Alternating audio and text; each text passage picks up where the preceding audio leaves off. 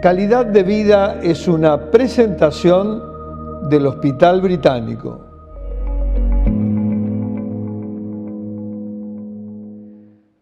¿Qué tal, amigos? Iniciamos una nueva entrega de Calidad de Vida, como siempre, aquí en el país, para tratar un tema de relevante trascendencia.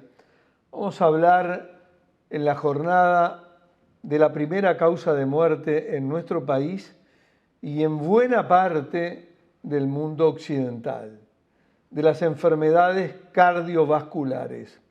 Y nos vamos a centrar particularmente en los factores de riesgo. Los va a ir desarrollando nuestro calificado invitado, el doctor Fernando Machado, cardiólogo clínico y experto en lípidos.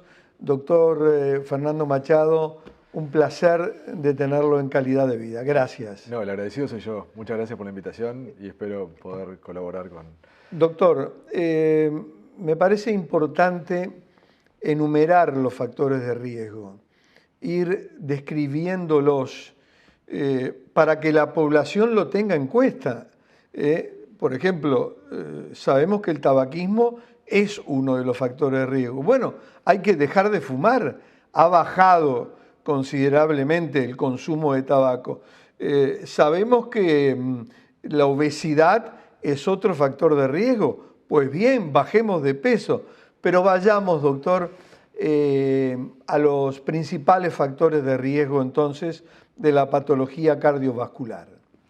Bien, los factores de riesgo son muchos. Hay 4 grandes factores de riesgo que son los que más impactan. 4 grandes. 4 grandes y muchos asociados que también son muy importantes. Los 4 grandes son las alteraciones en los lípidos, las dislipemias, la hipertensión arterial, el tabaquismo y la diabetes. Esos son los 4 grandes factores de riesgo vascular. Asociados y también como factores de riesgo vascular se encuentran la obesidad, el sedentarismo, una ingesta pobre en frutas y en verduras. Se agregan en el mundo occidental desarrollado otros factores como contaminación ambiental, que también se está incorporando como factor de riesgo, pero los más importantes, como les decía al principio, son esos. Es muy importante conocerlos y con medidas muy básicas, controlándose el colesterol, tomándose la presión, midiéndose la cintura abdominal, ya podemos de alguna manera determinar si estamos en una población con factores de riesgo o no.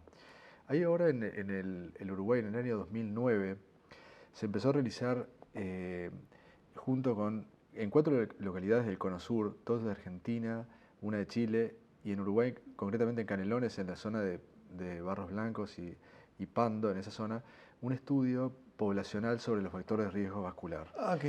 Sí, lo está dirigiendo, es a través de la Universidad de la República, lo dirige la investigadora principal, es la doctora Jacqueline Ponzo, participan cardiólogos destacados como el doctor Manfredi y otros, y ya hay datos que se han publicado, es un estudio prospectivo, o sea que se empezó a desarrollar en 2009, pero sigue en curso para ver el impacto de estos factores de riesgo en la población. Y hay datos que realmente son muy impactantes. Por ejemplo, en esta población nuestra, entre los 35 y los 74 años, el 54%, 1 de cada 2, tiene problemas en los lípidos, ya sea el colesterol bueno bajo, el HDL bajo o el LDL. ¿Y el colesterol malo alto? Y el colesterol malo alto, que es el LDL, o los triglicéridos elevados, o una combinación de todos estos, pero 1 de cada 2 personas tiene un problema en el colesterol, o sea, el 50% de la población. Es un dato fuerte, doctor. Sí. En esta población misma, el tabaquismo es alrededor del 30%, o sea, 1 de cada 3 adultos en esta zona fuma. Hipertensos, el porcentaje, la proporción de pacientes hipertensos están en torno del 40%, o sea, también más de 1 de cada 3 son hipertensos. Y diabéticos, aumentó el número de pacientes diabéticos con respecto a otros estudios, y se estima que en este estudio, por lo menos, que un 12% de esta población es diabética. Sin contar los estados prediabéticos, como el síndrome metabólico y otros estados que anteceden a la diabetes y que tienen una prevalencia muy alta, en torno del 40%. Son números a lo mejor que confunden, pero lo importante es que hay muy alta incidencia de factores de riesgo, altísima, en nuestra población. Muy alta incidencia. Le pregunto, doctor, recién usted habló de personas con prediabetes. ¿Qué factor de riesgo corren, digamos, si, ponga el caso, de que están controladas, de que toman medicación? Digo, ¿corren el riesgo, pregunto, de que esa prediabetes se transforme en una diabetes o hay alguna posibilidad de que remitan? Bueno, esa pregunta es importantísima, porque en todos los factores de riesgo, incluyendo la prediabetes y la diabetes, el hecho de estar controlados los factores de riesgo hacen que la persona disminuya notoriamente sus riesgos. Entonces, el gran problema es cuando está el factor de riesgo y lo desconocemos, o está el factor de riesgo y no se trata adecuadamente. Si el paciente prediabético se trata adecuadamente con las medidas que el médico le indique, Claro. los riesgos probablemente pasan a ser los mismos que el paciente que no es prediabético o ligeramente superiores. Mire. Eso pasa, por ejemplo, hay un estudio que se publicó recientemente con respecto al tabaquismo, que si una persona deja de fumar antes de los 35, fumó durante muchos años y deja de fumar antes de los 35 años, en poco tiempo, en pocos años, sus riesgos pasan a ser los mismos que la persona que nunca fumó. O sea, su historia previa de tabaquismo deja de ser un factor de riesgo. Si deja de fumar antes de los 45 años, sus riesgos bajan notoriamente, casi un 90%, casi sigue siendo un poquito más alto que la población general, que no fuma, pero levemente. Lo mismo el hipertenso. El hipertenso, hoy sabemos que la hipertensión, alrededor del 40% de las personas son hipertensas en el mundo occidental adulto. Pero solo un tercio de ellos, o sea, del total de hipertensos, solo 1 de cada 3 sabe que es hipertenso. Y a su vez, de que es hipertenso, que se adhiera al tratamiento y que lo cumpla correctamente, es un porcentaje aún menor. Entonces creo que ahí el desafío es identificar el factor de riesgo, tratarlo adecuadamente y los riesgos los bajamos, ¿no? Usted sabe que esto que ha señalado respecto a la hipertensión arterial, me lo decía un colega suyo, lamentablemente fallecido, el doctor Enrique Besada, Sí. Que estuvo muchísimas veces en Calidad de Vida a lo largo de estos 28 años, y él ponía especial énfasis en la hipertensión y en los que no sabían que eran hipertensos y no estaban tratados. Tal cual, el doctor Besada era un líder de opinión. Era un líder de opinión. Y clarísimo, es tal cual, es así. Coincido 100%. Y eso, doctor, usted ya lo ha señalado con todos los factores de riesgo. Con todos los factores de riesgo. Si los identificamos y los tratamos, los riesgos los desplomamos, los bajamos muchísimo. Por eso la importancia de conocer los factores de riesgo. Y son medidas muy sencillas, económicas, baratas, que son controlar la presión arterial, controlar la glicemia, controlar el perfil lipídico básico y tomarse la presión arterial. Con esas medidas, que son muy económicas, podemos establecer cuál es el riesgo de una persona.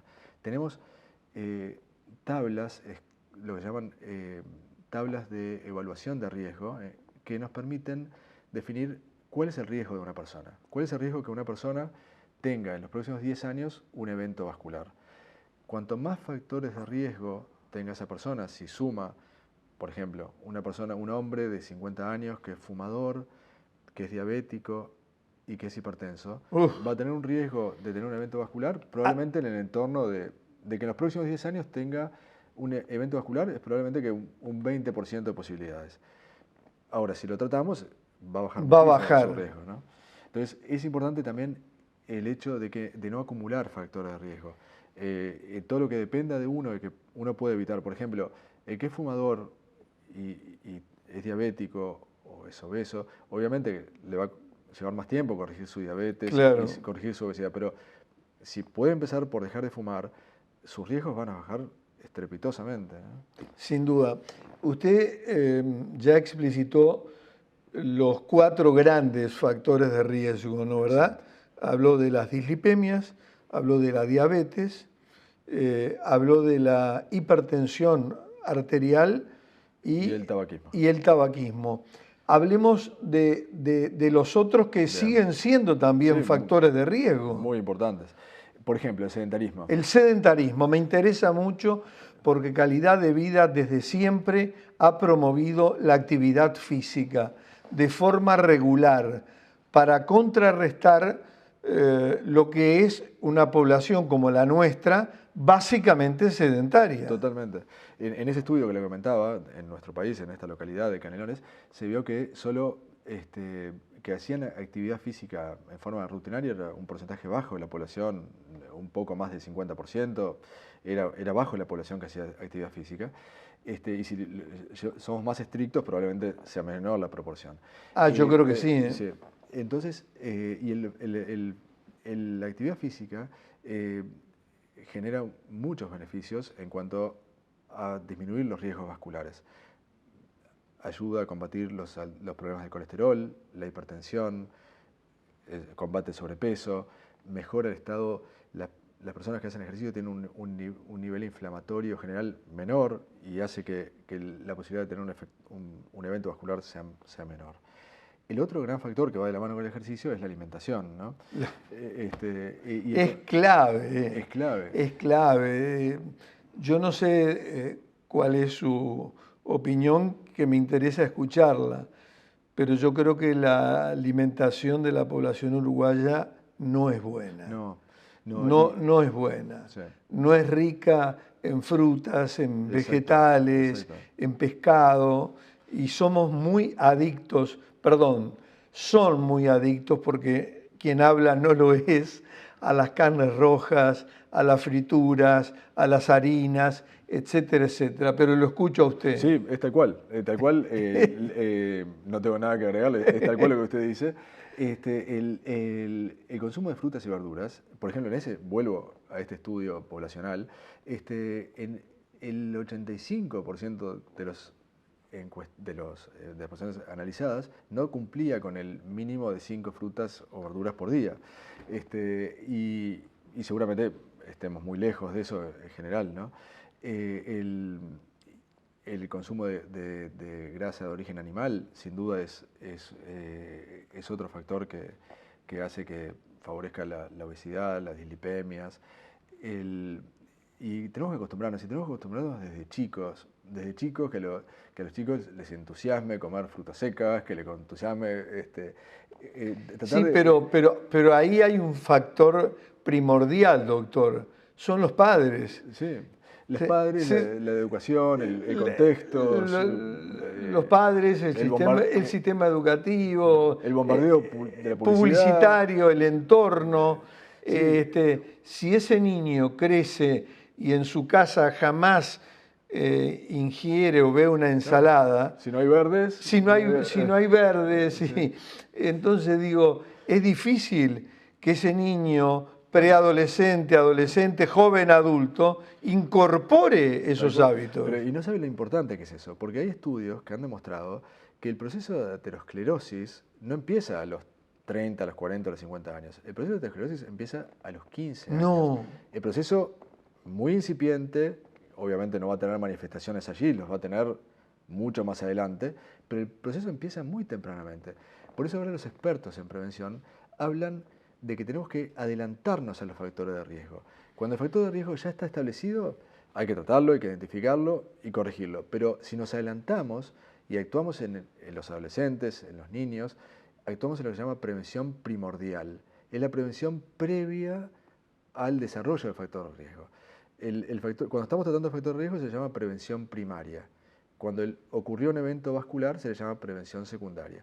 Pero cuando actuamos en la adolescencia, de esta manera para evitar que se inicie la aterosclerosis, se llama prevención primordial. Y creo que ahí toda la sociedad, las fuerzas públicas, educativas, las sociedades científicas, deberíamos trabajar para disminuir este flagelo que es la aterosclerosis, que tiene tanto impacto en la vida de las personas y también en la sociedad en su conjunto en cuanto a gastos en salud y otras cosas que son también importantes, ¿no? Doctor, para ir redondeando, ¿qué debiéramos hacer como sociedad? Y cuando hablo de sociedad, hablo de todos.